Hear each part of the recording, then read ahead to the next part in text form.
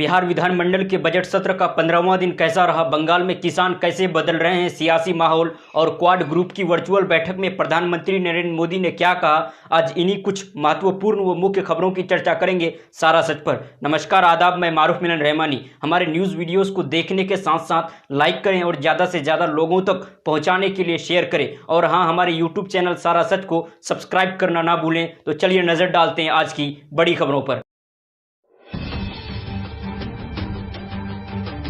बिहार विधानमंडल के बजट सत्र का आज 15वां दिन रहा। विधानसभा की दूसरी पाली की कार्यवाही शुरू होती ही हंगामा शुरू हो गया। इसके बाद सत्ता पक्ष और विपक्ष के विधायक आपस में भिड़ गए।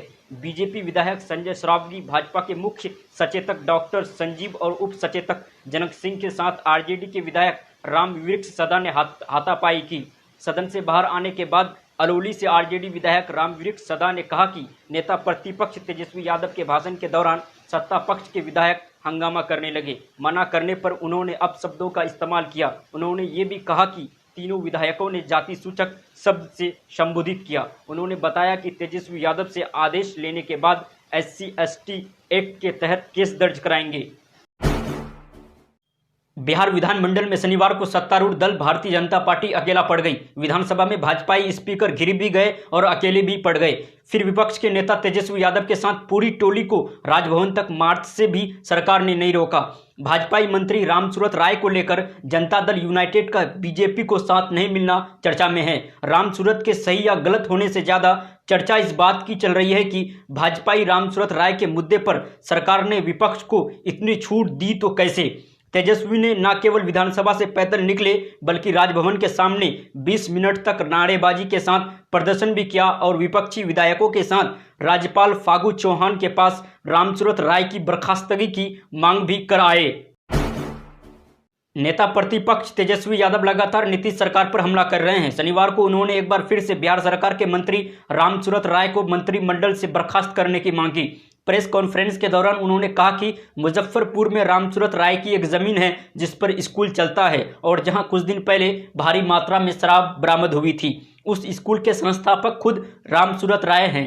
तेजस्वी ने मीडिया को एक तस्वीर दिखाई जिसमें रामसूरत राय स्कूल का उद्घाटन करते हुए और स्कूल के कार्यक्रम में प्राइज डिस्ट्रीब्यूशन भी करते हुए दिख रहे हैं। उन्होंने कहा कि इसी स्कूल के कैंपस में शराब मिली थी। बिहार सरकार के राजस्व एवं भूमि सुधार मंत्री रामसूरत राय ने पटना के बीजेपी कार्यालय में प्रेस कॉन्फ्रेंस की। उन्होंने नेता प्रतिपक्ष तेजस्वी यादव द्वारा खुद पर लगाए गए आरोपों को झूठा बताया। मंत्री ने दो टूक शब्दों में कहा, मैं एक राजनीतिक कार्यकर्ता हूं। अगर कोई मुझसे किसी विद्यालय का उद्घाटन करवाना चाहता है तो मैं क्या उसमें ना जाऊं? क्या मुझे पहले सब सही गलत पता करके जाना चाहिए? इसमें मेरी क्या गलती है? मैं अपने भाई से अलग हूं, लेकिन वो जिंदा रहे या मर गए भाई ही रहेगा। मेरे पिताजी समाज के प्रतिष्ठित व्यक्ति रहे हैं। उनके नाम से कोई स्कूल खोलता है तो उसमें मैं क्या कर सकता हूं? पश्चिम बंगाल की मुख्यमंत्री ममता बनर्जी पर हुए कथित हमले के मामले में राज्य के मुख्य सचिव अलापन बंदोपाध्याय ने निर्वाचन आयोग को अपनी रिपोर्ट सौंप दी है। रिपोर्ट में कहा गया है कि ममता के पैर में चोट उनकी कार के दरवाजे से लगी थी। हालांकि उन्होंने अपनी रिपोर्ट में ये स्पष्ट नहीं किया है कि ममता को कार के दरवाजे के कारण कैसे चोट लगी। भारत में कोरोना के खिलाफ टीकाकरण ने महाशिवरात्रि पर आंशिक विश्राम के बाद फिर गति पकड़ ली है। महाशिवरात्रि पर 5 लाख डोज दिए गए थे, वहीं इसके अगले दिन यानी शुक्रवार को 4 गुना ज्यादा 20 लाख डोज दिए गए। इसमें भी 11 लाख से अधिक डोज सीनियर सिटीजन को दिए गए। राजस्थान के बाद महाराष्ट्र ने भी 25 लाख डोज का आंकड़ा पार कर लिया है। विवादों में घिरे असिस्टेंट पुलिस इंस्पेक्टर सचिन वजह का एक व्हाट्सएप स्टेटस सोशल मीडिया में वायरल हो रहा है। इसमें लिखा है, अब दुनिया से अलविदा कहने का समय आ गया है। हालांकि उनके नंबर पर अब ये स्टेटस नजर नहीं आ रहा। कहा जा रहा है कि अधिकारियों के समझाने पर उन्होंने इसे हटा लिया है। उद्योगपति मुकेश अंबानी के घर एंटीलिया के बाहर से बरामद हुई स्कॉर्पियो कार के मालिक मनसुख हिरेन की मौत के मामले में वजह पर आरोप लग रहे हैं। शुक्रवार को उनका ट्रांसफर क्राइम इंटेलिजेंस यूनिट से नागरिक सुविधा केंद्र में कर दिया गया है।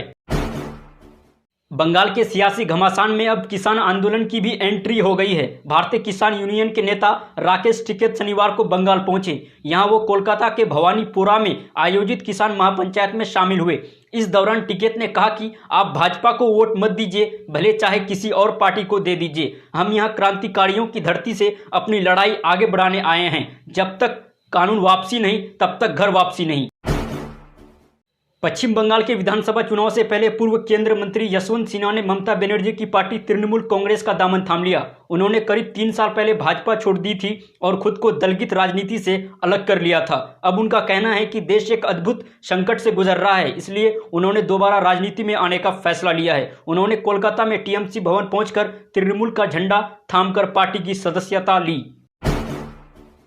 चीन पर नकेल कसने के लिए बने 4 देशों के क्वाड ग्रुप की वर्चुअल बैठक शुक्रवार को हुई। इस ग्रुप में अमेरिका, भारत, ऑस्ट्रेलिया और जापान शामिल है। पहली मीटिंग में चारों देशों ने वैक्सीन बनाने के अपने संसाधनों को साझा करने पर सहमति जताई। इसका मतलब ये है कि चारों देशों के पास वैक्सीन बनाने की जो क्षमताएं हैं उन्हें पूल किया जा सकेगा। बैठक में मोदी ने सबसे पहले अपनी बात रखी। उन्होंने कहा कि हमारा एजेंडा वैक्सीन, क्लाइमेट चेंज और टेक्नोलॉजी डेवलपमेंट को कवर करता है। हम साझा मूल्यों को आगे बढ़ाने, धर्मनिरपेक्ष, स्थिर और समृद्ध इंडो पैसिफिक के लिए मिलकर काम करेंगे। मैं इस पॉजिटिव विजन को भारत के प्राचीन दर्शन वसुधैव कुटुंबकम के विस्तार के रूप में देखता हूं, जो दुनिया को एक परिवार के रूप में मानता है। ये थी आज की 10 बड़ी खबरें। देखते रहिए सारा सच।